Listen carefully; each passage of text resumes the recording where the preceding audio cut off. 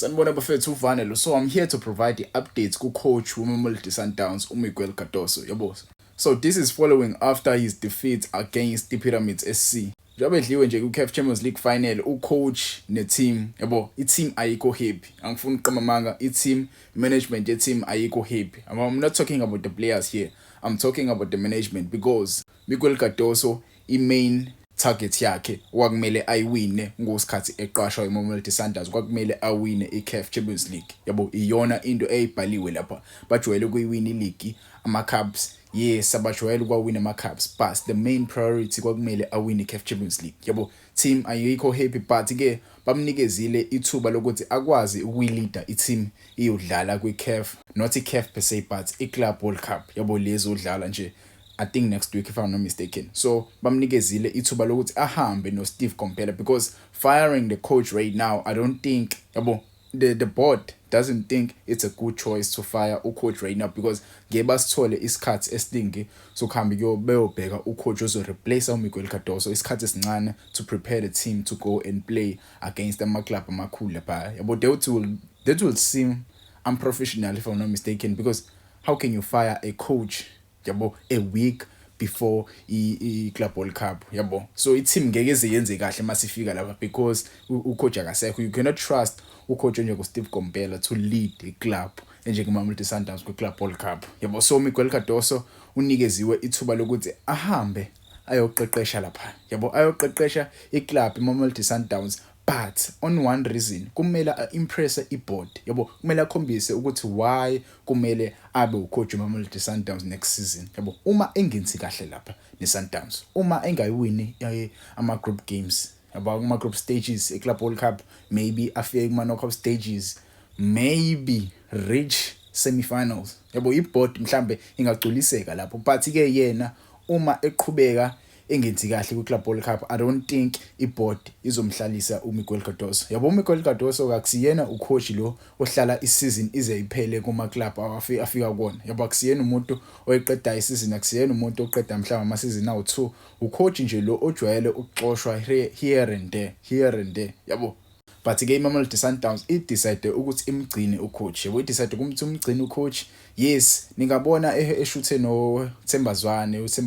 ade postile nje eshuthe no Thembazwane yabo leyo nto le yenzela ukuthi ama fans abe happy yabo iMamelodi Sundowns brand kumele ijabulise ama fans kumele ahlale happy but behind the scenes the management is not happy with the decision with ama results abawabonile lapha kuCAF Champions League yabo ungangitshela kodwa kuma comments about lokho yabo ngabe kumele bamxoshe ngempela but I don't think it's a good choice yabo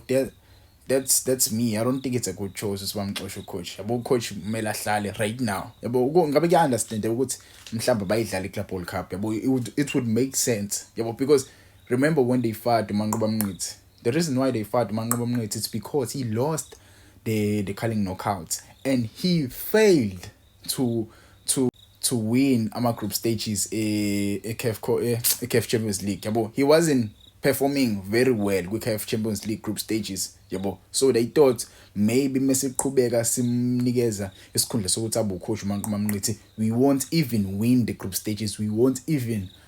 go to ama knockout stages so they had ucoach yabo I think ucoach vele wayesehara sure because when this coach came he already had a visa yabo akabanga nawo ama visa problems so I feel like vele wayeseqashiwe ucoach kwasekulindelwe nje ukuthi uManqoba Mnqithi abhede because if you remember after the Carling knockout final uManqoba Mnqithi was dismissed yabo waxoshwa njalo uManqoba Mnqithi so yeah coach ngempela izinto azimele kahle ucoach kwiSundowns izinto I think mebheda kwiClub World Cup uzohamba impela yabo uzohamba impela and as maybe they will go back to Rhulani Mokwena they will go back to Peter Msimane I don't know maybe going back to Rhulani would make sense because Rhulani is student sa Peter Msimane but I don't think they will go back to Peter because there's a big case between Peter and Mamelodi Sundowns and leyo case leyo ayikaka resolve yabo so going back to Rhulani would make sense to me and the club because Rhulani is a big student of uBito Msimane yabo the big problem lapha kwiSundowns for me mhlawumbe abantu abaningi abayi understand I spoke about this I think last day, if I'm not mistaken, I made a video about this. Ulo coach lo, not to coach per se, but sporting director Flemingberg. But that's the big problem there because Flemingberg often makes mistakes, make decisions that make it seem ingadlali kahle. Yabo ama decision abo awathatha uFlemingberg. Flemingberg but ke asazi bafethu coach uzohlala asazi umuphi coach uzolanda. Yabo there are many coaches eAfrica mfethu abangakhetha kubona but ke abayiquality coach maybe they can go abroad find a coach mhlamba by quality nje. Orlando Pirates did the same thing with Jose Riviero. They went abroad and found a coach. Yabo wa coach Pirates but ke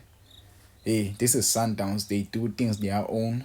Maybe they can stay Steve Barker lo coach